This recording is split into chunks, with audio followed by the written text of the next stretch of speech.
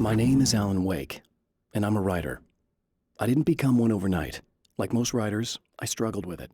A short story here, an article there. Then I got lucky and spent a year as a staff writer on the Night Springs TV show. It wasn't the great American novel of my fantasies, but it taught me discipline and craft, and the difference between wanting to be a writer and actually writing. Mr. is a twisted copy of me, powerful and dangerous. But I know I can fight him. I don't think anybody else can. They don't understand what he is, what he represents, or that all the horrible things he does here are almost insignificant compared to what he will unleash on Earth given the chance. But I've survived the dark place, and it has taught me things. How to cope, how to stay sane when the world goes crazy. He's 2 steps ahead of me, but I can find him, and I believe I can stop him. The reality we take for granted is softer, more adaptable than we think. Under correct conditions, you can reshape it, turn it into almost anything you want.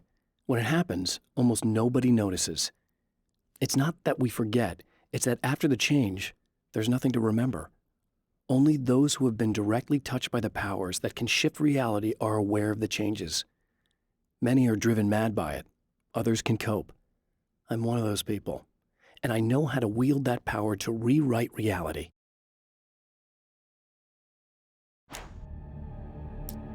To change reality, you nudge it into the right direction. Your version of it is there, waiting. It wants to come true. All you need to do is help it achieve its potential. The devil is in the details. You change the details of the scene to match those on the page. If you get the details right, if you achieve that critical mass, the shift will come, and the rest of your new reality overrides the existing paradigm. The lie, no matter how outrageous, is now the truth. Some of the taken aren't protected by the darkness like their comrades. Instead, their aversion to light is so extreme that they literally split into 2 when they encounter strong light. It leaves the 2 halves weaker, but of course, there's strength in numbers. It's a disturbing development. The dark presence I faced 2 years ago was powerful, but it didn't have much in the way of imagination. Clearly, the same cannot be said of Mr. The strands of webbing glistened in the beam of my flashlight, fine, almost ethereal. They were fresh and right in my path. I held my breath and waited, ears straining. Nothing. I moved on, concentrating on the task at hand. Just get what I was looking for, then leave. That's all I keep telling myself. For a moment, I actually thought it might be as simple as that. Then, I heard too many legs skittering across the ground. My own face peered back at me from the TV screen. For a moment, I struggled with the sensation of déjà vu. How many times have I seen myself like this now? And then there was that easy grin that never seemed quite as quick or natural on my own lips, the dark, malicious twinkle in the eyes. And I knew who I was looking at. As he pulled back and revealed the room behind him, my throat went dry. There was nothing I could do but watch. At the oil derrick, the wheel had been jammed in place and turned until the oil gurgled and flowed thick and flammable. The warning lights were blinking in a fast rhythm, bright and steady, powered by the battery.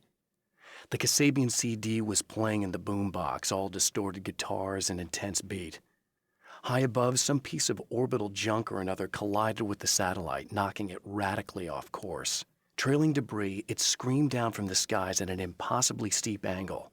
All that high-tech engineering reduced to nothing more than a bullet that would destroy whatever it hit. I'm trapped in the darkness. He has started appearing to me, Mr. He can travel back into the world effortlessly, and he loves to rub my face in it.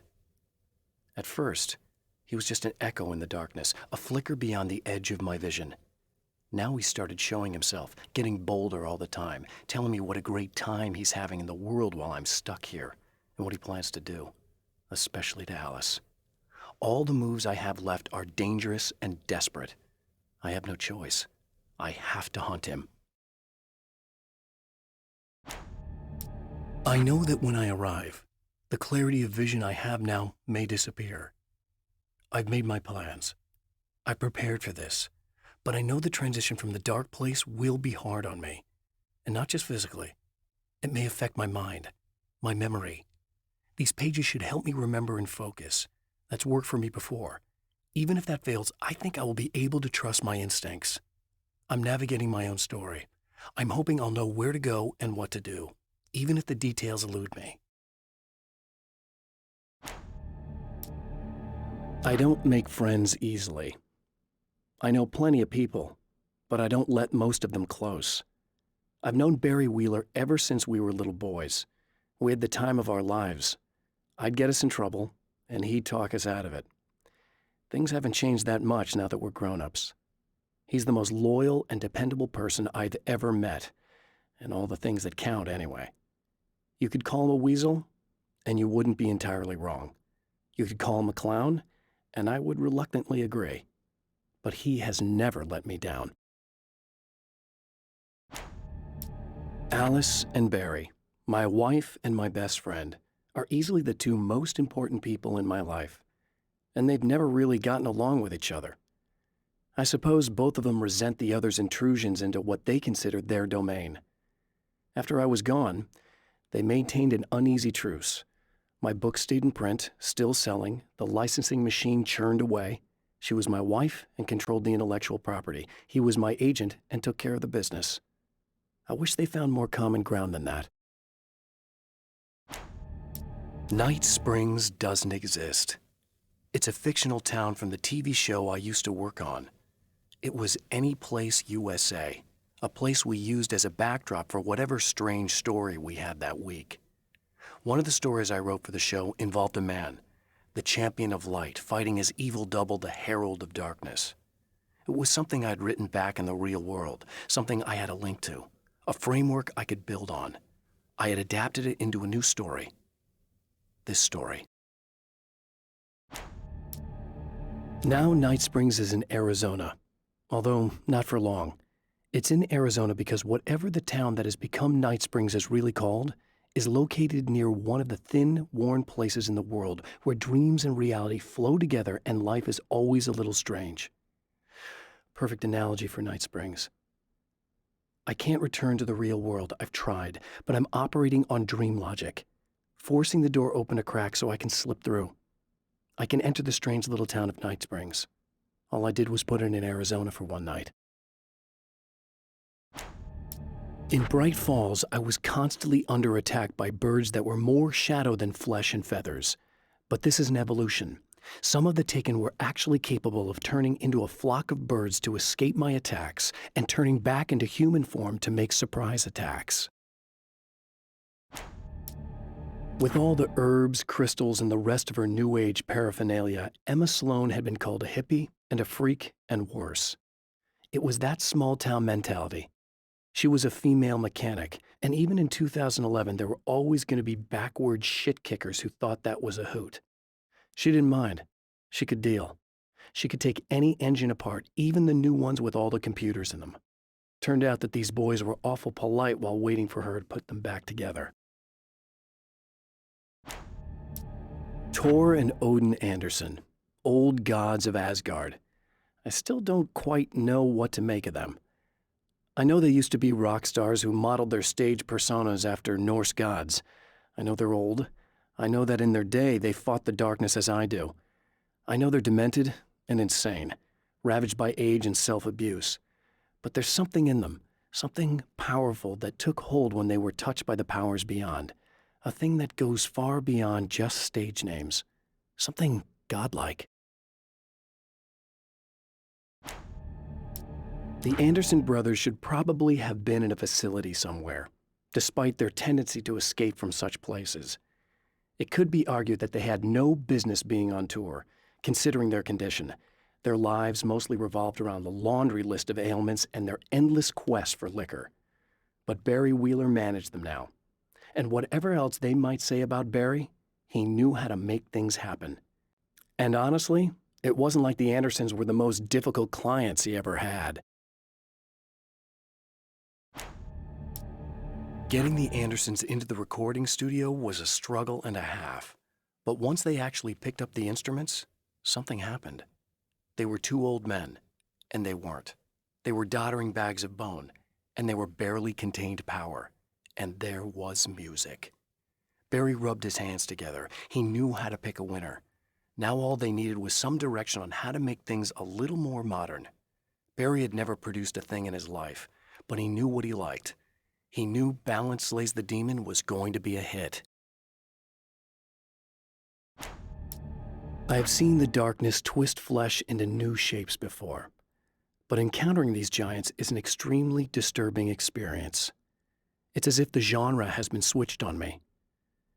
There's something out of Pulp Fiction.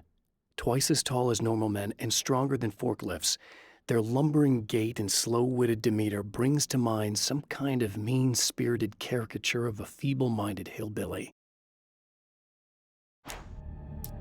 Emma wasn't sure exactly when the man arrived at the motel, but from what she could tell, the party started almost immediately.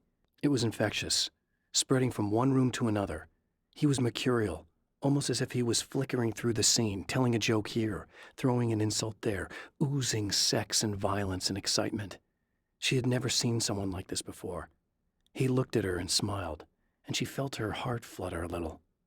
She knew he was the kind of man mothers warn their daughters about, but she told herself it didn't matter.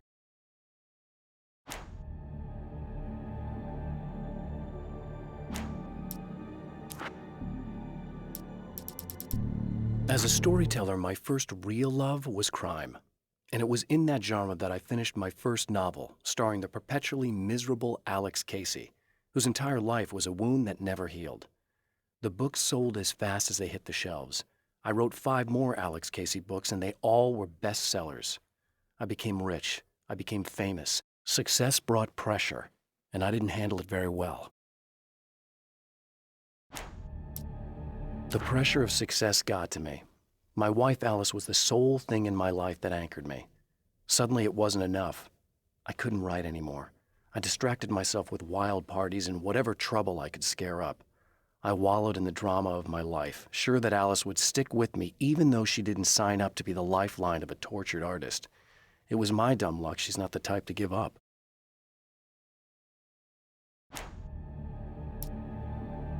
I've seen the enemy, and it's me.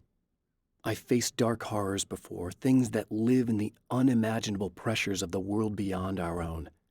Sometimes they masquerade as humans. That's what ultimately lurks inside Mr. Scrooge. He's every mean-spirited tabloid story about me, an evil caricature, a creature formed in that vague territory of misconceptions, half-truths, and the dark imagination of people who heard a story about me. An urban legend made flesh, a serial killer, my dark half, brought to life by the power of Cauldron Lake.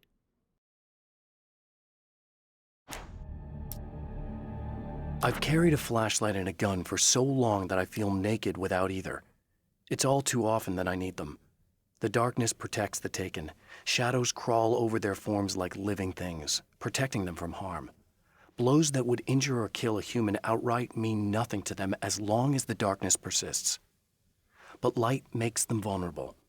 Light burns the shadows away. The darkness that drives them is still in them, but now they're vulnerable. Flashlight and gun.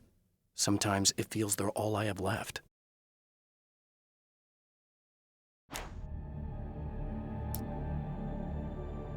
The spiders aren't really the work of the enemy. They're a side effect, a part of the dark place's less significant fauna that has managed to slip through the opening I made when I arrived. Less an animal than an idea that has assumed the form of an animal. Makes them no less dangerous, but at least they're a little easier to deal with.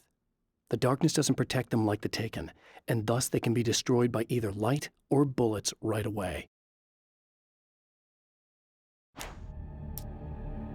The atmosphere in the projection booth at the drive-in was charged, almost unreal. Despite that, the air felt cool and refreshing this late at night. It'd been a hot day. The summer was nearing its end, but it wasn't over yet.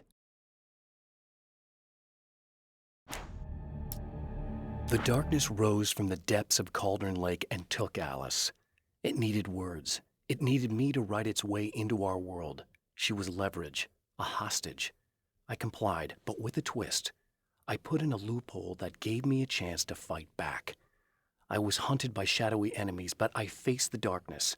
I fought it with light. I drove it back. I saved Alice, but it came with a cost. I was trapped in the dark place below Cauldron Lake.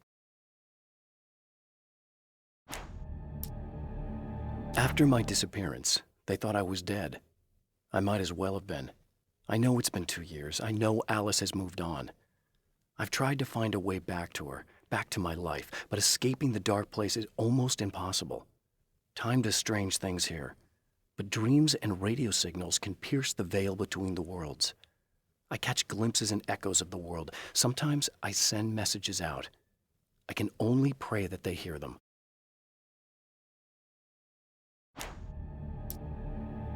Stories come naturally to us.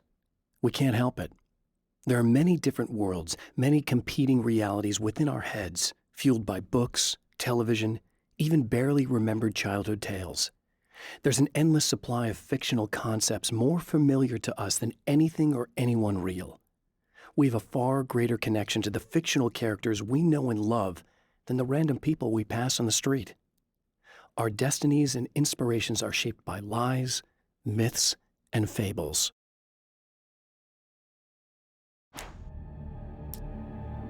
There are places where our world is worn thin and another reality brushes against ours.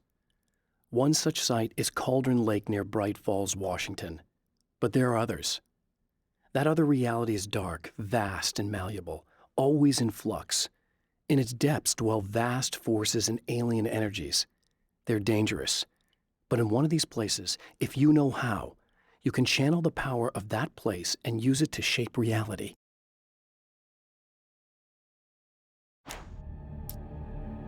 The Taken may well be the tool the darkness favors over any other. At some point, they used to be human, but whatever humanity they once had is long gone. Now they're just shells covered and filled by darkness. The Taken Mr. throws at me are more grotesque and varied than the ones I first encountered in Bright Falls. But I know how to deal with them. I'd be lying if I said they don't frighten me. But I've survived worse. I can't let them stop me. When Dr. Rachel Meadows got the call from Michael, telling her to hurry to the observatory, she didn't waste any time. It had been a nice party. She'd had a good time, but her social life would always play second fiddle to the mysteries of space. Michael never showed up, of course. He pulled over at the wrong rest stop. She never even thought about him at the time. The phenomenon in the sky above her was too fascinating.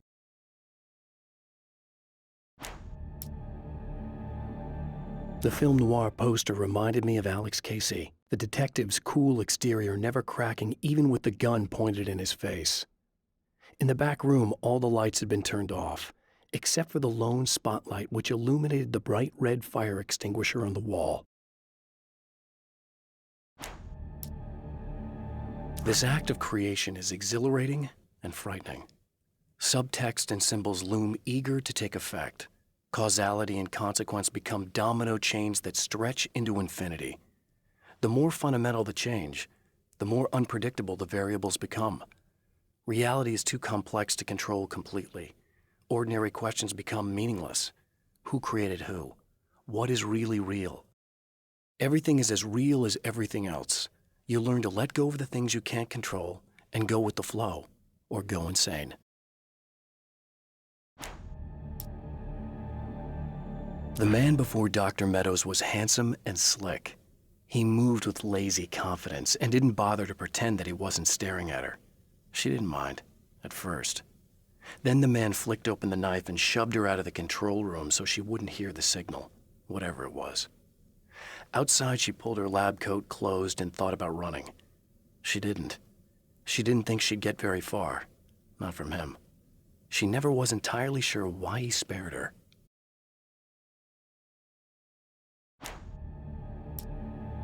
I'd found her film from the pile of containers in the back. I'd threaded it into the projector. I swallowed hard, staring at the screen, hearing her voice, the sunrise I remembered so well only moments away. And then Mr. was there, nailed by the projector's beam, caught in his own trap. He shouted at me, first in confusion, then rage. And then the sun came up and things started to burn.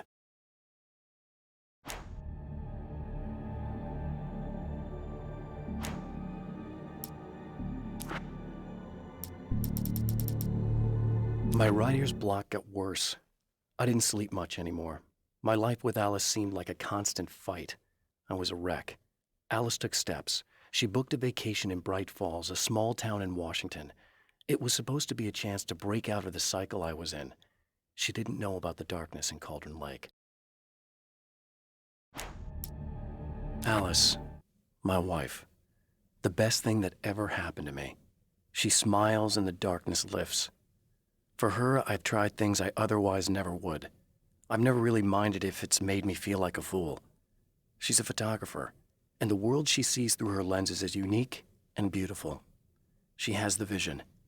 She sees things others don't and knows how to make them visible to everybody. She did it with me, too. She teased out things I was only vaguely aware of. She always saw me in the best possible light. It's been 2 years since I came here. Being that long without Alice breaks my heart, and I know it broke hers. I know she thinks I'm dead. How could I blame her for that? It would be a crime to pretend that she owes me anything. She took all the stupid, self-indulgent bullshit I brought into her life and still stood by me. Still loved me. It's no betrayal. But I'm a better person now than I used to be. I want to be that person with her.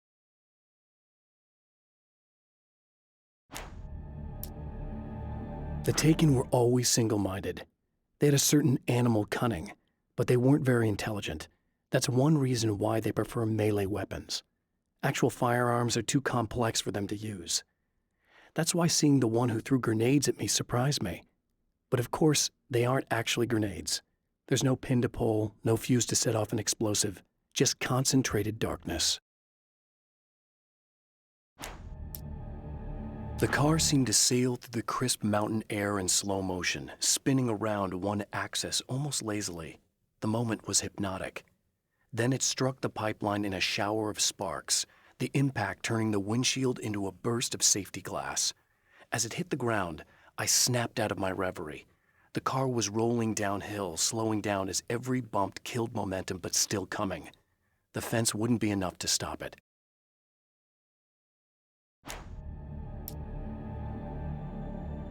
The dark place is utterly hostile to human life. It eats at your mind, wants you to succumb to madness. Your own thoughts can turn against you. Every shadow conceals a threat that attacks at the slightest sign of weakness. You're under endless assault. Every day is a struggle for survival. But I've learned to take care of myself. I focus on Alice, our life together, my need to be with her. That takes me a long way in the dark place. As long as I have my gun and the flashlight. I have changed. I know who I am now. I know that I can write my own fate. Bright Falls taught me that. I know that indulging my weaknesses, giving in to fear and complacency will only drag me down. The dark place taught me that. I'm no Zen master. I've not attained enlightenment. But I have learned to let go of the things that I don't need. I know that without that balance within, I become my own worst enemy. Now I strive for equilibrium, and with that, I'm strong enough to get where I want. It's obvious that for all his power, Mr. is an agent of another greater being.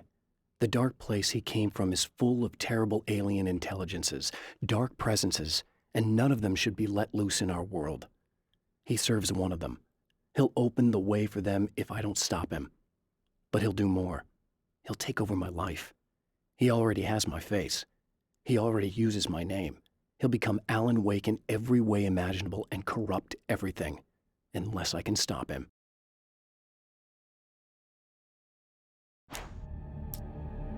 The trap Mr. has set for me is as simple as it is impossible. Whenever I reach him, he sends me back to the beginning of the maze. It's a loop in time. I go through it only to end up where I started. There's a brutal genius to it. If I die, it's over for me. If I survive, I end up where I started. Sooner or later, the odds will catch up with me. And in the meantime, He gets to toy with me. But that's why I have a chance. He's caught in this pattern just as much as I am. I know where he'll be, and I'm prepared.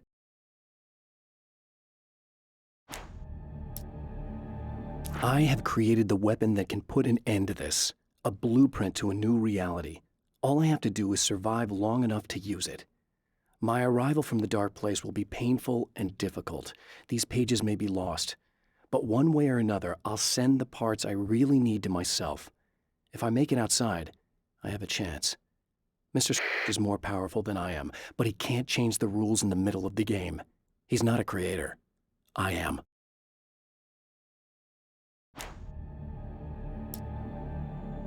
To change the world, you must craft a blueprint for the new reality. Any work of art will do, as long as it's a genuine act of creation. That's what the energies of the dark place respond to. The results may be subtle and perplexing, or far-ranging and momentous.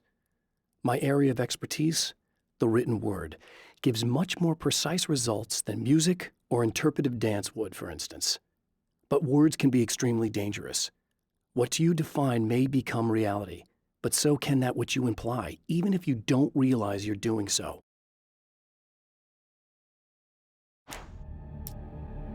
For Serena Valdivia, burning the midnight oil was more of an exception than a rule. A procrastinator and a perfectionist, she often worked when she wouldn't be disturbed. Tonight was especially important. The film festival would open tomorrow, and there was still so much to sort out. It wasn't that the work hadn't been done. She just didn't feel like she had completely mastered everything yet.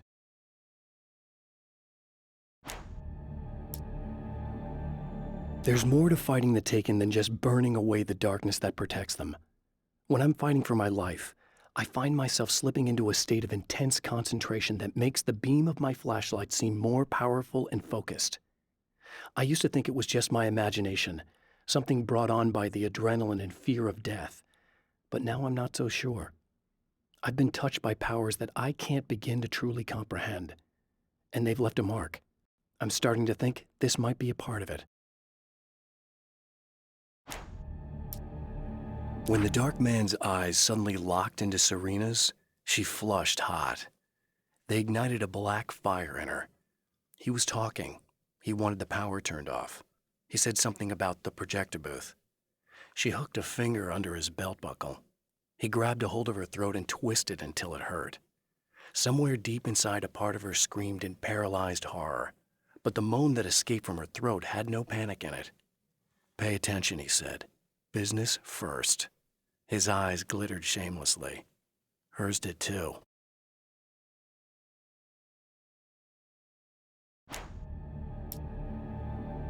The clothes I wear now I shaped from dreams and memories. It's an old outfit, originally from the 90s. The last time I wore it was when I was still writing and Alice and I took a vacation in the desert before our troubles began. The night before, we'd been at a party, and I had dressed to the nines. On that lazy day, I put on these old clothes, worn and comfortable. Alice made a joke about grunge.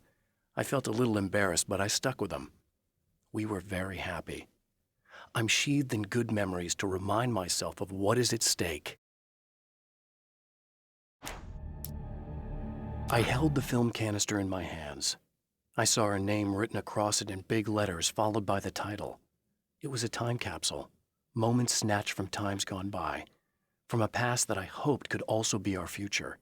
It was my salvation, our chance to be together. A tin can with a bit of magic in it that she didn't even know about, something I could put to good use. There were only moments left before I had to face him.